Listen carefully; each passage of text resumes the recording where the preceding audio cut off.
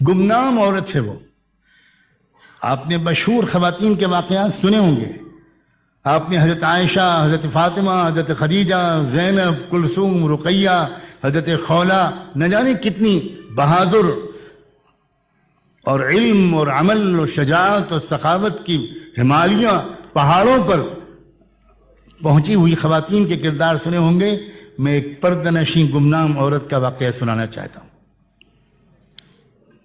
ایک مزدور صحابی تھے، بہت غریب. روزانہ مزدوری کرتے تھے، کچھ پیسے مل جاتے تھے، اسی سے ایک وقت کی 2 وقت کی روٹی چل جاتی تھی. مزدوروں کو تجربہ ہوتا ہے اس بات کا کہ کبھی کبھی آف سیزن ہوتا ہے، کام ہی نہیں ملتا. شاید ایسے ہی موقع تھا کہ وہ مزدور صحابی اپنے گھر سے نکلے مزدوری کی تلاش میں. مگر دن بھر کی تلاش کے باوجود کوئی کام نہیں ملا. شام کو خالی ہاتھ گھر واپس آئے.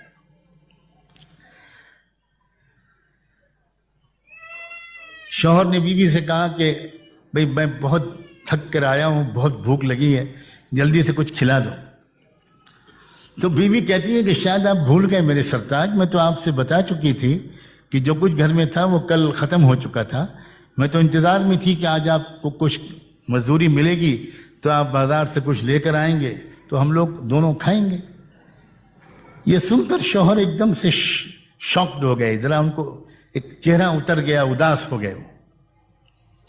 بیوی نے، سمجھدار بیوی اشاروں کو سمجھتی ہے، فوراً سمجھ گئی کہ میں نے اس طرح کہہ دیا تو شوہر کو ذرا صدمہ پہنچ گیا.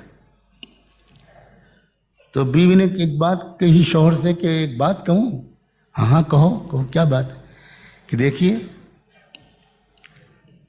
ایسا معلوم ہوتا ہے کہ آج اللہ کی مرضی یہ ہے کہ میں اور آپ دونوں بھوکے سوئیں، اور اللہ کی مرضی کے سامنے خوشی سے سر جھکا دینے ہی کا نام تو ایمان ہے. یہی تو سیکھا ہے ہم نے اپنے آقا محمد رسول اللہ سے. تو فکر نہ کیجئے میری، اور آپ بھی ہمت سے کام لیجئے. ہم لوگ اللہ کی مرضی کے سامنے سر جھکا کر بھوکے سوتے ہیں، اللہ کا فیصلے پر راضی رہنا. کتنی جان میں جان آئی ہوگی، کتنا حوصلہ ملا ہوگا اس شوہر کو اپنی بیوی کی زبان سے یہ بات سن کے. یہ ہم مرد لوگ جانتے ہیں. ہماری عورتیں کاش کے اس راز کو پہچانیں کہ دنیا کی کسی بڑے سے بڑی دوا اور ٹونک میں وہ انرجی ہے، وہ نہیں ہے جو کسی وفادار بیوی کے وفا سے کی نمائندگی کرنے والے ایک گیسچر یا جملے میں ہے. انسان، مرد، صاحب کردار مرد پہاڑوں سے ٹکرا جاتا ہے اگر اس کو اپنی وفادار بیوی کی طرف سے سپورٹ ملے، اور وہ بہت جلدی شکست کھا جاتا ہے اگر اس کو بیوی کی طرف سے شکایتیں اور طنز اور طعنے اور ڈسکریجنگ قسم کا بیہیویئر ملے. رات گزار دی ان دونوں نے بھوکے.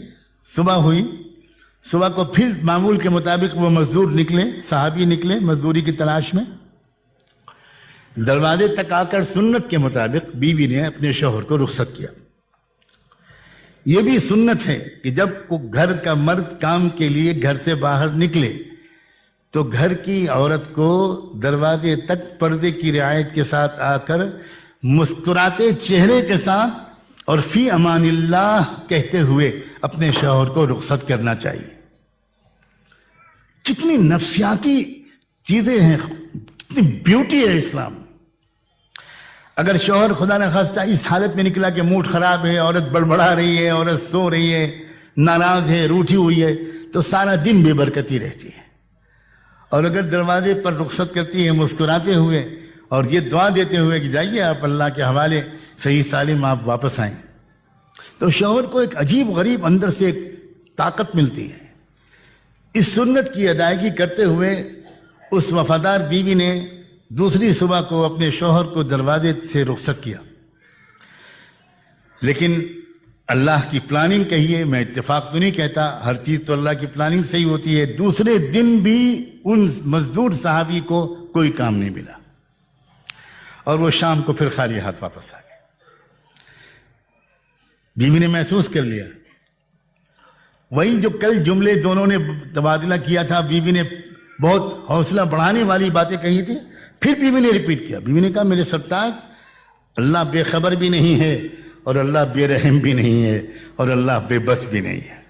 سلام ہو ان عارفانہ جملوں پر. میرا اور آپ کا رب نہ بے خبر ہے نہ بے رحم ہے نہ بے بس ہے. اسے پتہ ہے ہماری ضرورت کا.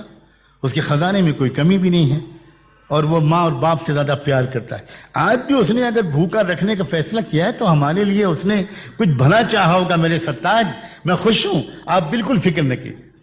مرد برداشت کر لیتا ہے اپنی تکلیف کو, لیکن اپنی پیاری بیوی کی تکلیف سے وہ زیادہ متاثر ہوتا ہے.